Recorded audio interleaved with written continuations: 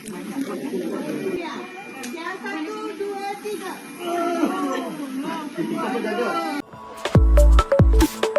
hai, Assalamualaikum warahmatullahi wabarakatuh dan selamat datang ke rancangan Hacks episod yang ke-34. So, kalau minggu lepas kita buat tajuk tentang fitness PKP, so minggu ni kita nak buat tajuk tentang yang berkaitan dengan COVID-19 tu sendirilah. Okay. So, apa tajuk dia?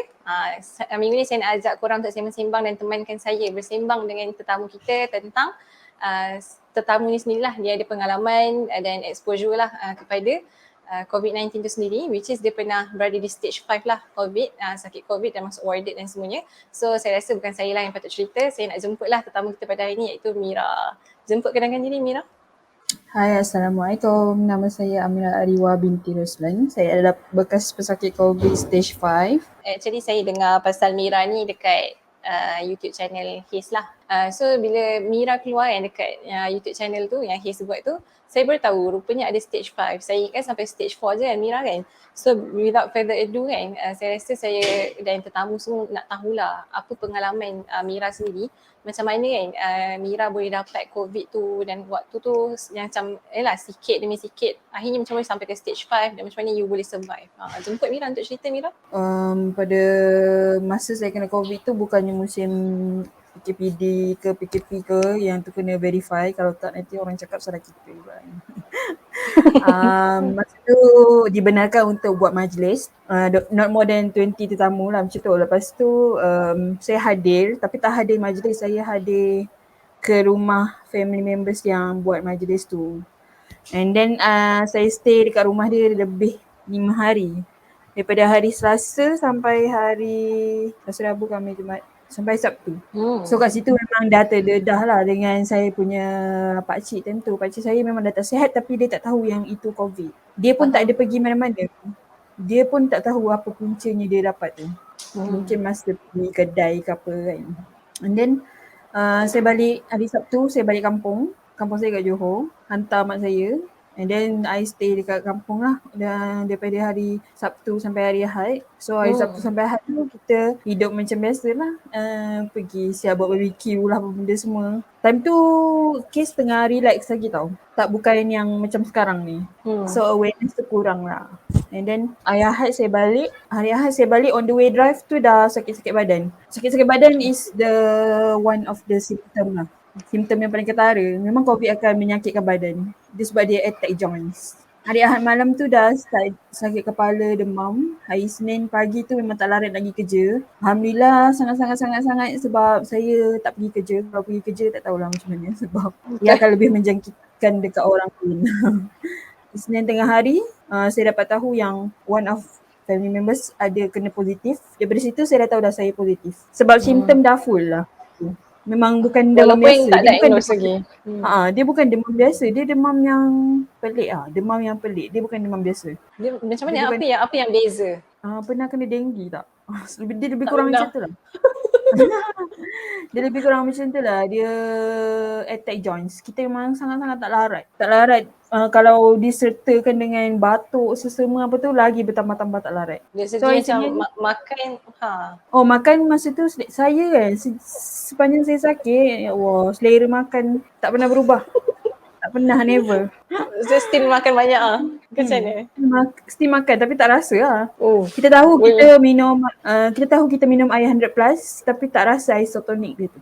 Just rasa air lalu je. And then hari Isnin tu saya dah tahu ada family members yang positif dan saya dah tahu dah ni memang positif dah ni. And then Selasa saya pergi swab. Hari Rabu hari Khamis dapat keputusan, hari Jumaat saya dah kena ambil dah dengan ambulans. Masa hari Jumaat saya kena ambil dengan ambulans tu, oksigen saya dah 92 lah. Which is rendah lah sebenarnya. Normal 95 kan? Normal 95 ke atas.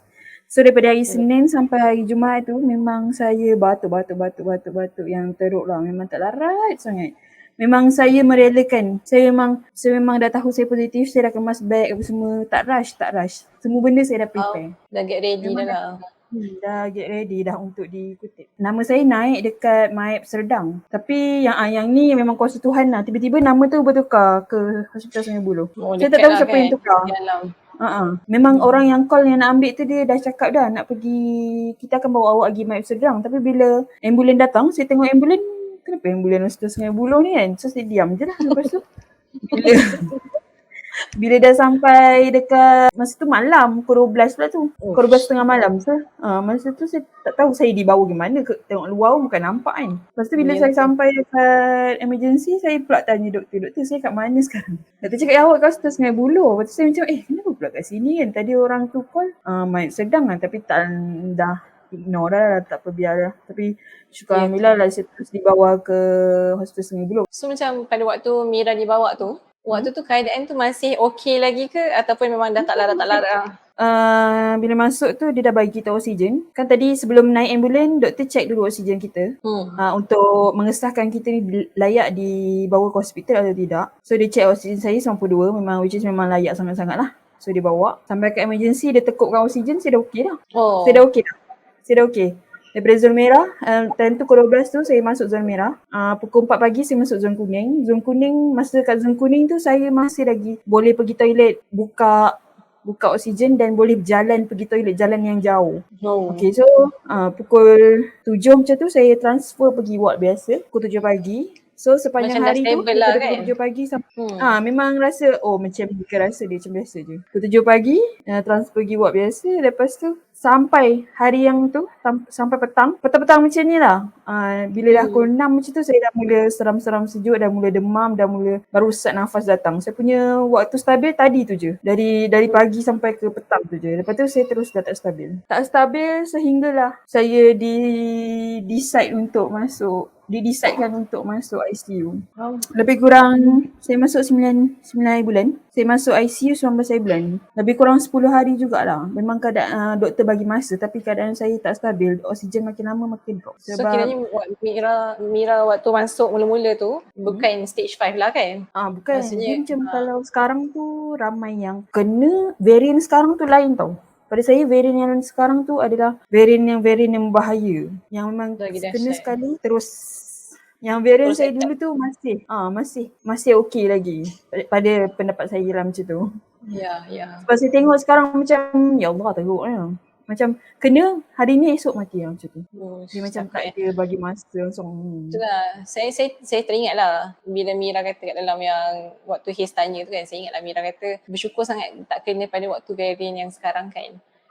Macam Masya Allah lah, saya still ada rasa syukur tu lah kan. Mungkin Mira boleh ceritakan kot tadi macam Mira dah cakap Mira didesidekan untuk ditidurkan. Dia kata bila nak ditidurkan tu maksudnya memang dia dah bagi hint something dah. Tak tahu pun. Sebelum ni tak pernah tahu. Apa tu ditidurkan saya tak pernah tahu pun. Ingatnya macam tidur biasa. Just bagi buat tidur dan tapi sebelum masa dekat ICU, masa dia tolak ke ICU, dia ada beritahu, Amira dah beritahu kat mak ke belum nak masuk ICU ni? Saya cakap dah. Walaupun hakikatnya saya hanya mesej je dengan mak saya. Saya tak sanggup lah. Time tu memang tak sanggup sangat-sangat nak call. Sebab saya dah terlampau lemah, dah terlampau sakit. Sebab masuk hospital, kalau oksigen tak stabil, dia akan ambil darah nadi tau. Ambil darah nadi tu memang satu azab yang tak dapat diungkapkan lah. Memang sakit yang tak amat-amat. Sehari 2 kali ambil darah dekat nadi tu. So saya memang last saya ingat sebelum masuk ICU, saya nangis sebab doktor tu nak ambil darah tapi tak dapat. So keadaan saya memang dah tak stabil. So dia memang dah kata kita tolak awak pergi ICU So saya macam apa je pilihan yang kita ada kan. Just kita time tu fikir nak sihat je. So saya pun setuju je lah. Sampai dekat ICU, dia beritahu lah, dia tanya dah beritahu mak ke belum? Saya cakap dah. Memang saya dah beritahu through message je lah sebab nak call memang tak mampu dah time tu. Tapi doktor callkan. Doktor beritahu kat mak saya. Dah lah time tu pukul 11 ke pukul 12. 11.45 nearly to 12 midnight. So of course lah mak saya dah tidur kan. Tapi dia terkejut lah dengan panggilan tu. Doktor beritahu, doktor explain dekat mak apa dia nak buat dekat saya. And then last kali dia suruh, dia bagi handphone dekat saya. Dia cakap dengan Amira, awak cakap dengan mak awak sebab ni last awak cakap dengan mak awak sebelum ditidurkan, takut apa-apa jadi. So saya memang cakap dengan mak saya lah time tu, saya minta maaf. Saya cakap adik minta maaf selama adik hidup dengan mak dan halalkan air susu yang mak bagi pada adik. Time tu mak saya memang dah menjerit lah kat kampung. Sebenarnya mak saya menjerit tu dia menahan sebab. So mak saya cakap lah Adik kena kuat, mak tunggu adik dekat luar ni. Itu dia punya last word lah. Then saya cakap kejap je, lepas tu saya dah bagi dekat doktor. Doktor cakap-cakap lagi dengan mak saya, dia explain prosedur apa. Tapi time tu saya dah tak boleh fikir apa dah. Saya fikir dua je. Saya fikir mak saya yang saya akan tinggalkan nanti. Satu lagi saya fikir kalau saya hidup, kalau saya sedar nanti saya di dunia yang nyata ataupun saya dah di dunia yang lain. Itu je lah saya fikir. Memang time tu memang tak fikir pasal kawan-kawan ke benda-benda lain, tak fikir. Dua tu je saya fikir. Sebab kita tak tahu nasib kita apa kan, hidup ke mati ke. Lagi pula bila dia tolak saya ke satu bilik sebab dia nak intubate kan, dia Amira, awak mengucap kita nak tidurkan awak. So time tu saya dah kejap lah air mata. Sedih lah pula petang. Selalu cerita okey je. Amira Saya pun dia cakap sebab dia cakap Amira, awak mengucap ingat Tuhan banyak-banyak mengucap sebab kita nak tidurkan awak ni. Perasaan dia tu memang tak nak ulang. Dia seperti orang cakap dengan awak macam Amira ready awak akan mati sekejap lagi. Memang mati pun sebenarnya, mati untuk 10 hari. Dan alhamdulillah lah hidup balik. Saya tak tahulah kalau tak hidup, ya Allah, tak sempat buat apa tahu time tu. Memang mengucap dalam hati and then memang cakap dalam diri kan. Memang cakap dalam hati, cakap ya Allah aku bertaubat dengan semua apa yang aku dah buat selama ni. Itu je yang sempat. And then dia cakap dia nak cek jantung, lepas tu kita dah terus di dunia yang lain. Mungkin Mira boleh cerita kot dunia lain tu macam mana perasaan Mira pada waktu tu. Apa yang Mira nampak lalui. Apa tu? Teruk lah pula kejap Okey je, okey. Selalu macam okey je cerita macam ni. Hari ni macam sebab-sebab pula. Kalau saya yang dengar pun saya rasa sebab Mira yang lalu lagi lah. Ya. Dalam sepanjang saya tidur tu, saya tak completely tidur. Memang kita rasa saya dah termasuk dalam dunia lain tau. Saya tak pastilah orang lain kalau tidur macam mana. Tapi ini pengalaman saya ditidurkan. Which is bahasa kasarnya dikomakan lah. Saya dah masuk di dunia lain di mana dunia tu yang bercahaya hanyalah saya. Tapi yang benda-benda lain semua gelap. Dan saya berjalan mencari jalan keluar tapi tak jumpa. Tapi saya tetap mencari. Sometimes saya berlari. Dalam mimpi tu saya berlari mencari jalan keluar tapi still tak jumpa lagi. Okay, then kadang-kadang saya tersedar di dunia yang nyata lah. Tersedar saya dengar suara orang tapi tak boleh nak buka mata. Saya dengar lah suara-suara doktor, suara nurse semua tu. Saya rasa diri saya diterbalikkan. Tahu kan? Di patient COVID. Dipusingkan badan. Dipronekan. Bahasa mediknya ditiarapkan. Tiarap. Tak dapat pula bahasa. Ditiarapkan saya rasa. Lepas tu kita rasa dalam 2 saat, 3 saat macam tu. And then kita masuk balik dunia yang berlari-lari, dunia yang duduk seorang-seorang tau. Macam saya penat sangat penat dalam dunia yang lagi satu tu. Saya penat sebab dia keep on walking, cari jalan keluar tapi tak jumpa kan. And then kita akan, and then saya dengar lagi momen dengar suara azan. Lepas tu saya dalam hati macam dengar suara azan ni mungkin ICU ni dekat dengan surau or something like that lah. And then kita tidur balik. Ada satu lagi momen saya lawan. Saya tersedar, saya lawan, saya macam nak bangun sebab saya dah penat dah dengan mimpi-mimpi yang saya lalui tu. Saya nak lawan tapi nurse cakap jangan lawan mesin Amira, awak kena tidur. So saya pun, so saya tahu okay. Dan time saya tidur pun kena ikat juga tangan. Sebab saya keep on nak bangun. Sebab saya tak suka dunia yang lagi satu tu. Dia macam sangat memenatkan. Mungkin di saat saya penat di dunia yang lagi satu tu, mungkin di luarnya, di dunia yang nyata ni saya critical lah. Sebab actually mak saya cakap, ni apa yang mak saya cerita lah. Mak saya cakap doktor memang dah beritahu dekat family, dekat mak saya yang saya dah 50-50 dah. Sebab biasanya patient kalau dipronekan kalau ditiarapkan, dia akan menunjukkan perkembangan yang baik. Tapi saya tak. Saya tak menunjukkan perkembangan yang baik. Malah makin oksigen, level oksigen saya makin drop sehingga 60%. So doktor beritahu dekat mak, kita dah cuba yang terbaik tapi mengharapkan doa daripada makcik je. Sebab ajaibnya kuasa doa mak, kawan-kawan dan orang luar. Hari ni saya kritikal tapi besoknya tu doktor cakap saya improve. Ada improvement. Dia macam ajaib sangat. Saya pun tak tahu. Saya pun kalau orang suruh cerita pun, kalau orang tanya macam mana boleh jadi macam tu, saya pun tak tahu. Dia memang kuasa Tuhan. Kita nak cakap macam mana, siapa kita untuk mempersoalkan. Tapi memang macam tu. Mak saya cakap hari ni doktor beritahu yang adik 50-50. Dan mak tak payah cerita lah kalau kat dunia luar, mak dekat rumah, makcik saya cakap tak ada satu saat pun yang makcik saya bangun tengok mak saya tidur, tak ada. Kalau makcik saya bangun mesti mak saya tengah semayang, tak semayang tengah ngaji. Tu macam buat macam sebab juga sebenarnya. Betul, mak dengan anak-anak tu sangatlah. Lagi pula saya ni saya nombor 2. Adik-beradik ada 3 orang tapi saya yang paling rapat lah dengan mak, yang paling rapat dan tentunya lah paling banyak melawan. paling dia paling rapat. Mak macam kawan-kawan kan, kita bawa pergi jalan apa semua. Biasalah kalau kita dengan kawan-kawan mesti dah ada salah faham apa semua. Macam tu lah saya dengan mak saya. Dan mak saya pun sebenarnya banyak selesa dengan saya lah. Nak comparekan, ya Allah jangan adik-beradik lain dengar kecil hati pula kan. Tak. Mak memang rapat dengan saya. Sampai masa doktor cakap 50-50 tu, mak merayu lah dengan doktor. Mak cakap, doktor tolonglah selamatkan anak saya. Dia je yang saya ada. So masa saya sedar, doktor tanya saya, Amira anak ni ke? Anak tunggal ke? Saya macam tak. Mak sampai macam tu lah. Mak punya sayang dekat anak ni kan. Tapi memang saya sakit tapi mak saya yang kurang berat badan. Mak saya lost 5 kilo masa saya sakit.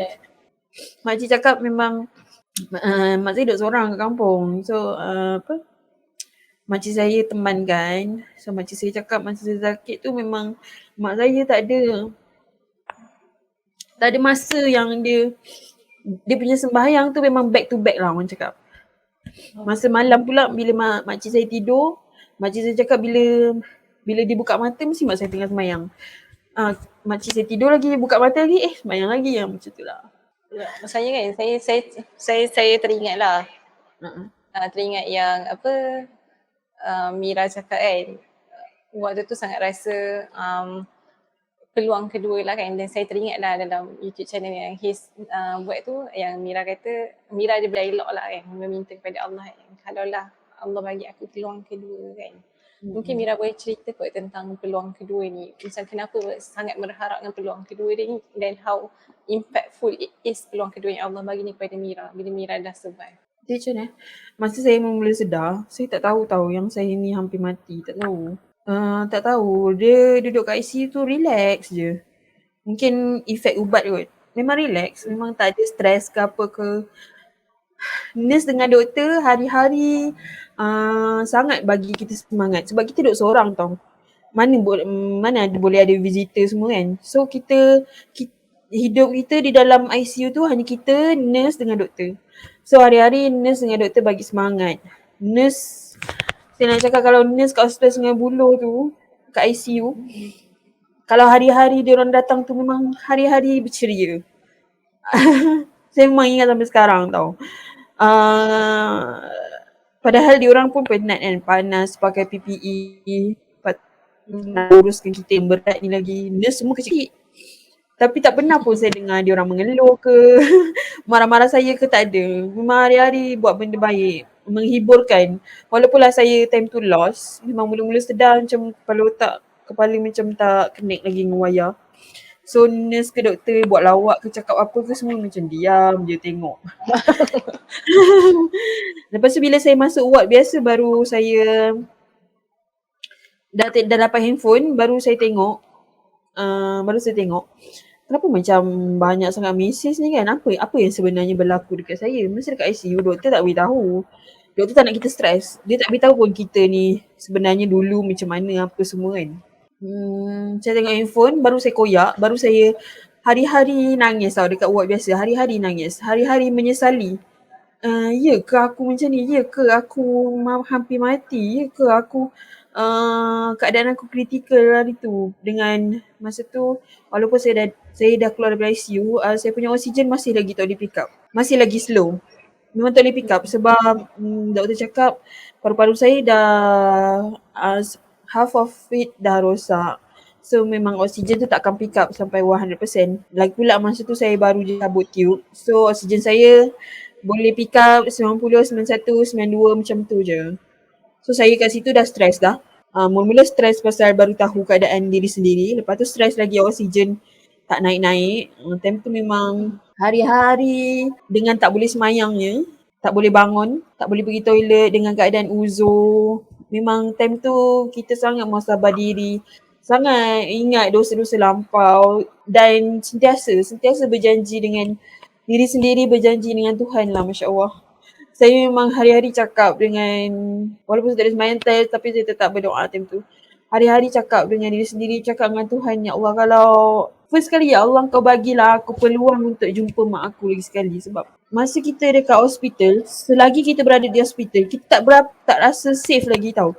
Walaupun dah keluar ICU, kita tetap lagi rasa yang diri kita ni sakit. Anytime je boleh dengan oksigen yang low ni, dengan masih pakai oksigen lagi, anytime je Tuhan boleh nak tarik. So saya hari-hari memang bercakap dengan dengan Tuhan. Bagi peluang aku jumpa mak aku. Kalau apa-apa nak jadi pun bagi aku peluang untuk jumpa mak aku buat kali terakhir lah kan. Saya berjanji lagi kalau saya boleh discharge, memang saya nak gunakan peluang yang Tuhan bagi ni sebaik-baiknya. Tak nak lagi buat benda-benda lara. Kita sebab manusia biasa kan memang banyak je laranya. Cuma hari-hari lah. Hari-hari memang saya merintih, merayu dekat Tuhan, dekat Allah lah. Kalau dulu semayang tu memang lepas semayang kita doa lebih kurang macam tu. Tapi lepas masa dekat hospital, setiap kali saya berdoa, setiap kali saya mengharapkan sesuatu, setiap kali saya nak sesuatu, setiap kali saya bercakap dengan Allah, memang akan menitiskan air mata lah. Sebab kita betul-betul rasa rendah hati, kita betul-betul rasa kita ni milik dia sebenarnya. Anytime, anywhere, bila-bila masa saja kalau dia kata nak berlaku, kalau dia cakap dia nak tarik nikmat kesihatan kita, memang anytime je, sekelip mata. Betul. Kadang kita manusia, kita terlupa lah benda-benda macam tu kan. So benda yang Mira rasa ni, saya kira dalam keadaan sebenarnya semua orang dah rasa dah benda ni dia kan. Dalam keadaan yang terbaru ni, dan baru dah semua orang gelabah-gelabah nak pergi vaksin. Tapi yet ada juga orang-orang yang tak nak divaksin kan. Sebab itulah hari ni kita bawa Mira yang pernah melalui fasa stage 5 kan. Yang memang antara hidup dengan mati kan. Dan saya kira macam hikmah sangat Mira survive untuk ceritakan pada semua orang macam mana, apa keadaannya sebenarnya kan. Dan walaupun Mira dah survive macam Mira cerita tadi, Mira kata keadaan tak akan kembali seperti asal kan. It is very real. Dan saya nak jemput Mira untuk 1 minit terakhir untuk sampaikan kepada semua penonton di luar sana, jomlah vaksin ya. Saya tak faham kenapa orang tak nak vaksin. Tak boleh nak faham sebab benda tu untuk mengelakkan kita, macam mana nak cakap vaksin bukannya untuk menjamin kita tidak kena COVID. Tapi vaksin bertujuan untuk apabila kita terjangkit, kita tak akan menerima kesan yang teruk dan peluang untuk menjangkiti dan dijangkiti adalah kurang. Maksudnya kalau kita dah vaksin, kalau kita duduk dengan orang positif pun, untuk dia menjangkitkan dekat kita tu risiko tu kurang. Dan apabila kita yang positif, kita nak menjangkitkan dekat orang pun dia punya risiko pun kurang. Itu tujuan untuk vaksin. Bukannya vaksin untuk mengelakkan kenanya COVID ni, tidak. Lagi satu, vaksin pun untuk apabila kita, contoh kalau kita terkena juga COVID ni, impak dia tak seteruk mana sebab kita dah vaksin. Saya pun ada testimoni tau pasal vaksin ni. Testimoni Kita orang kat office memang dah complete. Except saya lah, saya baru first dose. Yang lain-lain semua memang dah complete dose. Lepas tu ada satu, one of our office dia positif. Surprisingly 18 orang semua negatif. Very surprised. Sebab kita duduk di kawasan office yang tertutup, beraircon, which is keboleh jangkitan tu lagi tinggi sebab duduk kawasan tertutup dan beraircon. Betul. Tapi asbabnya vaksin dan kuasanya Tuhan, 18 orang tu semua negatif, dan orang yang positif tu pun dia punya side effect kena COVID tu tak teruk sangat. Dia just batuk-batuk sesama macam biasa je. Itu dia punya dia punya kesan vaksin lah pada saya. Itulah saya macam mula saya rasa berbangga jugalah dengan rakyat Malaysia sebab ramai sangat yang berdaftar dan berebut-rebut lah sampai orang kecoh lah kat Twitter tu kan pasal vaksin dan urge kerajaan tolonglah buat something, dan kerajaan pun memang dah play role lah untuk bawa masuk banyak vaksin ke dalam negara. Tapi rasa sayang sangat bila hari vaksin tu berlaku kan, pada hari vaksin tu ramai yang tak show up. Rasa macam why tak datang? Tahu tak benda tu, vaksin tu kalau dah dibawa keluar, dia tak boleh masuk balik dalam, contohlah daripada peti ais bawa keluar, bila korang tak datang, dia dah tak boleh lagi nak masukkan dalam peti ais tu. Dia kena guna juga. Betul. Kalau lah benda tu rosak tak boleh guna, kan membazir. Betul. Marah pula Dan kan. kita dapat for free kan. Dan lagi saya rasa menggeramkan bila ada golongan-golongan yang mungkin lah kalau dia tak nak vaksin tu kita tak nak buat apa lah. Tapi bila dia pun menyebarkan benda lain yang menyebabkan orang jadi takut kan untuk ambil vaksin dan menyarankan alternatif yang pelik lah. Dan antara yang pelik sampai yang minum Clorox tu kan. Dan sebenarnya kan as for macam saya sendiri yang dah ambil, alhamdulillah dah terima dos yang pertama lah vaksin, saya sendiri pun rasa takut je sebenarnya. Tapi apa yang saya faham, tanggungjawab saya kena ambil vaksin ni, saya daftar je dulu. Tu dah daftar tu, hari kejadian baru saya takut yang pergi je. Dah nak kena injek mesti takut, tapi macam ya Allah, bismillah, semoga aku jalankan tanggungjawab aku lah. Macam tu lah. Jadi apa side effect? Alhamdulillah tak ada side effect lah. Alhamdulillah. Cakap dah. Okay, itulah saya kira nanti kita orang akan sharekan IG Amira. So saya tengok Amira selalu juga share kan tentang pengalaman COVID-19. So nanti audience semua bolehlah pergi ke tempat Amira. Tapi nak cakap lagi. Saya sampai sekarang kan, saya tak faham dengan orang-orang yang masih percaya remedi-remedi macam minum air lemon, hidu, cengkeh. Boleh. Benda tu semua boleh. Tapi tolong jangan cakap benda-benda tu semua untuk bunuh kuman COVID. Tolong jangan. Sebab kalau betul hidu cengkeh, minum air lemon, minum Listerine, gargle Listerine boleh bunuh kuman COVID, kenapa doktor dekat hospital susah-susah nak intubate kita, susah-susah bagi ubat antiviral dekat kita? Baik dia beli je banyak-banyak air lemon bagi dekat pesakit COVID. Benda tu dia boleh jadikan sebagai ikhtiar, tapi untuk bunuh kuman COVID tidak. Dia boleh dijadikan ikhtiar untuk tingkatkan kita punya imun, boleh.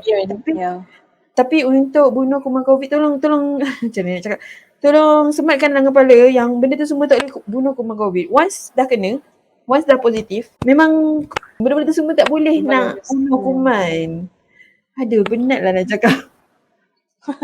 Itulah lah. So Alhamdulillah kan. Alhamdulillah. Sebab Mira pun dah kembali stable. Dan insyaAllah lah kan setiap peluang-peluang yang datang balik kepada kita kan. Macam kata Mira, saya kena grab this peluang kedua. Saya tahu tak ada peluang ketiga. Dan as for kita kan, macam saya dan tetamu dekat luar sana, kita tak perlu tunggu pun untuk kita lalui apa yang Mira lalu. Sebab kita tak tahu pun kita akan ada peluang kedua tu ke tak. Yes. Jalankanlah yang terbaik kan, tanggungjawab anda, dan tolonglah ambil vaksin. Dan kalau korang dah ambil vaksin, tahniah. Dan sila cek ahli keluarga anda semua dah daftar ke belum. Dan terutamanya dengan family yang ada dekat kampung yang mungkin susah nak ada akses dan sebagainya. Jalankan tanggungjawab anda, inilah masanya. Okay, jadi Mira dekat penghujung episod Hex kan, biasanya kita akan buat hashtag So hashtag kita hari ni apa Mira? Hex, jom vaksin. Okay, Alhamdulillah, jom vaksin InsyaAllah. So kita datangkan Mira ni bukan untuk saya sajalah. Bukan nak buat episod air mata ke apa, tapi of course untuk kita semua berbuat something. Okay, so Mira insyaAllah kita jumpa lagi dekat mana-mana. Dan jangan lupa subscribe ke YouTube channel TV Ikram. Ada banyak tau, banyak sangat aktiviti, program-program yang best. Dan kita ada Twitter, kita ada Instagram, kita ada Facebook juga insyaAllah. So sebarkan kebaikan kepada semua. InsyaAllah kebaikan tu akan datang balik pada kita lah dan negara kita. Okay, itu je. Jadi Assalamualaikum warahmatullahi wabarakatuh. Jumpa dekat next episode. Bersama membina masyarakat rahmat.